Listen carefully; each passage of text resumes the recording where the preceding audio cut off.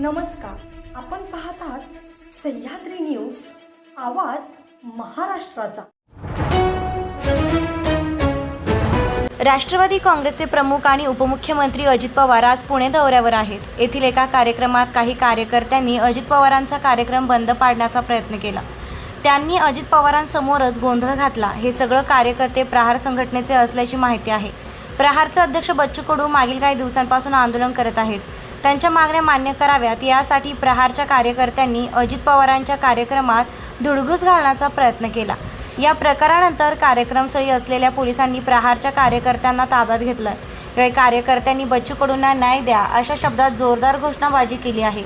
याबाबतचा एक व्हिडिओ समोर आला आहे, ज्यात काही कार्यकर्ते अजित पवारांच्या कार्यक्रमात घोषणाबाजी करताना दिसत आहेत। आमच्याकडे सर्व दुचाकी व चारचाकी वाहनांची खरेदी विक्री केली जाईल, तसेच सर्व वाहनांचे PUC इन्शुरन्स काढून मिळेल। आमचा पत्ता अब्दुल्ला शान मोटर्स, हुतात्मा स्मारक समोर, खानापूर। प्रोप्रायटर आमिर अब्दुल पीरजादे।